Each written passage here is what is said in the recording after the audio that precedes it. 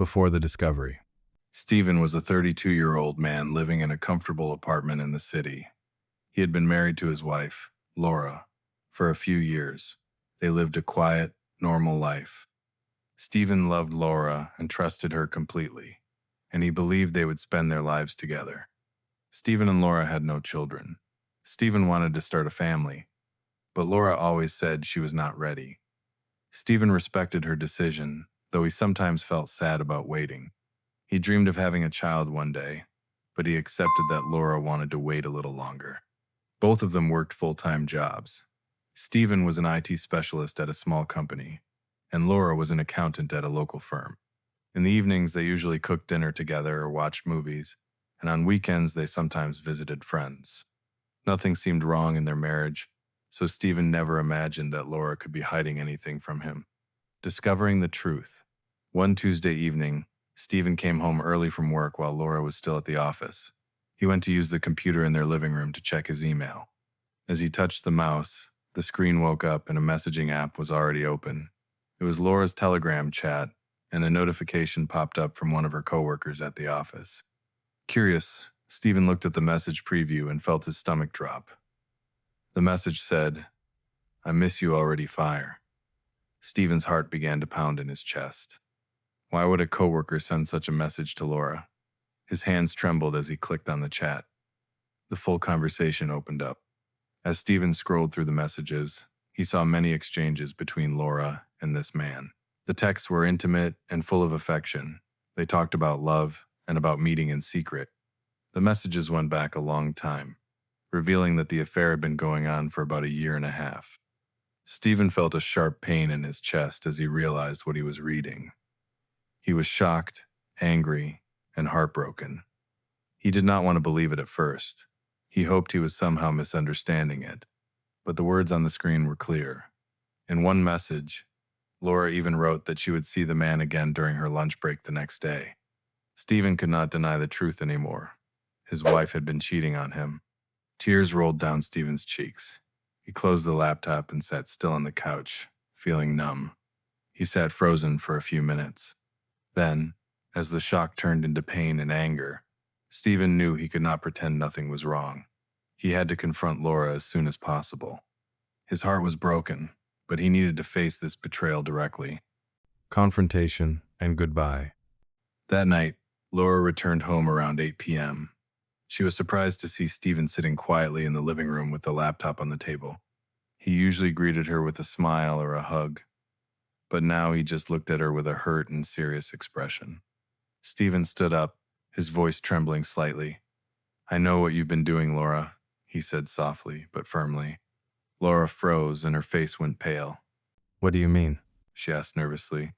Stephen pointed at the laptop. "I read your messages," he replied, his voice growing louder. "I know you've been seeing your coworker behind my back." Laura's eyes filled with tears. She began to cry and said, "I'm so sorry, Stephen. I never wanted to hurt you." She looked at him, hoping for forgiveness, but Stephen felt only pain and anger. "Sorry?" he shouted, his voice full of pain. "You lied to me for a year and a half. How could you do this to us?" Laura could only sob. "I made a terrible mistake." But Stephen had heard enough. "Leave," he said coldly. "Pack your things and go. Tonight." Laura looked at him in shock but saw he was serious. She nodded through her tears and went to the bedroom to pack a suitcase. Stephen watched from the hallway, feeling angry and sad. Soon Laura came to the front door with her suitcase. She paused and looked back at Stephen. "Stephen." "Hi," she whispered, but she could not finish her sentence. Stephen said nothing and kept his eyes down. He opened the door and waited. Laura lowered her head and walked out of the apartment. Stephen gently closed the door behind her. As soon as Laura left, Stephen collapsed to the floor, shaking as he broke into tears. He felt completely heartbroken and alone. Later that night, Stephen decided to let their families know what happened. He first called his own parents and told them about Laura's affair and that he had made her leave. His mother started crying softly, and his father expressed shock and sadness. They told Stephen they loved him and that he had done the right thing. Then Stephen called Laura's parents and told them as well. Laura's mother was shocked and apologized to Stephen. Her father was also very sorry and said he understood Stephen's decision. These were difficult conversations, but Stephen felt that everyone needed to know the truth.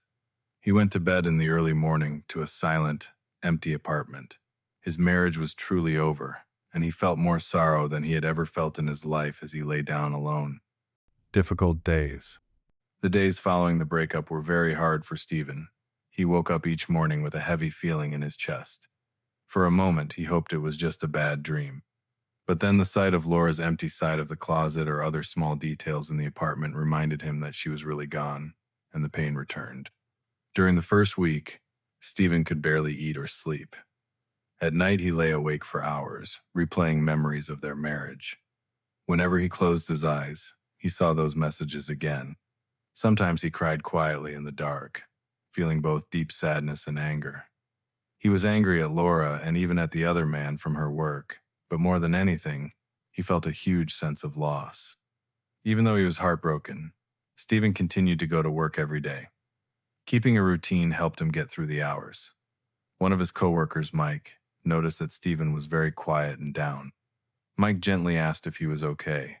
Normally, Stephen was a private person, but this time he shared a little. He told Mike that his wife had cheated on him and that he was having a very hard time. Mike was shocked and very sorry for Stephen.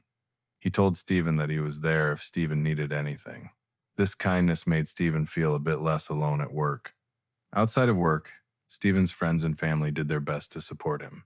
His best friend, Daniel, came over often to keep him company.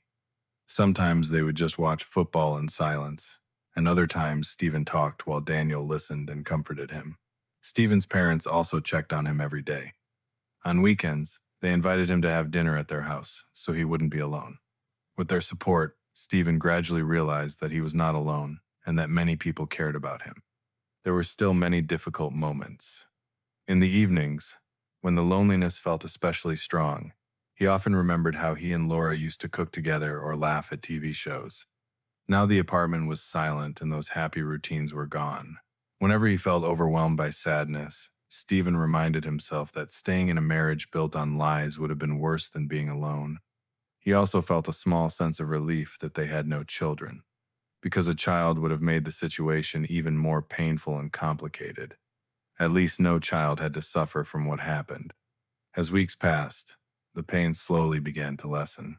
He realized that even though his marriage was over, his own life was not. He was still young, at 32, and had time to heal and find happiness again. Stephen began to rebuild his life step by step. He started going to the gym with Daniel on weekends to exercise and clear his mind. He also picked up his old hobby of playing guitar again, which allowed him to express his emotions and brought him some peace. Little by little, Stephen regained his strength and started to heal. A new path. A few months later, Stephen realized that he was beginning to feel better. He could go through most days without overwhelming sadness. He stayed focused on his job and kept up his habits of exercise and playing guitar, which helped him heal. Sometimes he even felt calm or a little optimistic about the future. This was a big change, and it showed that he was moving on. One weekend, Daniel and his girlfriend invited Stephen to a cafe to meet some friends. Stephen felt hesitant at first, but he decided to go. At the cafe, he was introduced to a friend's colleague named Emily. Emily was a kind woman with a warm smile. She sat next to Stephen and they began to chat. They soon discovered they had common interests and a similar sense of humor. Emily told a funny story about her cat that made Stephen laugh out loud. It was the first time he had truly laughed in many months, and it felt refreshing. When Stephen returned home that evening, he felt a spark of hope in his heart. He knew he wasn't completely over his past, and he wasn't ready to rush into a new relationship. But meeting Emily showed him that he could enjoy someone's company and smile again. It proved that not everyone in the world would hurt him, and that maybe, someday, he could trust someone new. In the following weeks, Stephen saw Emily a few more times at group gatherings with friends. They got to know each other gradually. With each friendly conversation, Stephen's confidence grew. He became more comfortable with the idea that his heart could heal and that he might find love again when the time was right. About a year after his marriage ended, Stephen was finally at peace with himself. He had survived the worst pain of his life and had come out stronger. He learned that life goes on after heartbreak. He also understood that he deserved honesty and loyalty from a partner. Stephen was not in a new relationship yet, but that was okay. He felt hopeful and ready to begin a new chapter of his life. He knew that one day he would meet the right person who would truly love him. In the meantime, he was content on his new path. Stephen was moving forward, step by step, into a brighter future. And now I want to ask you, if you were in Stephen's place, what would you do? Would you find the strength to move forward and start again?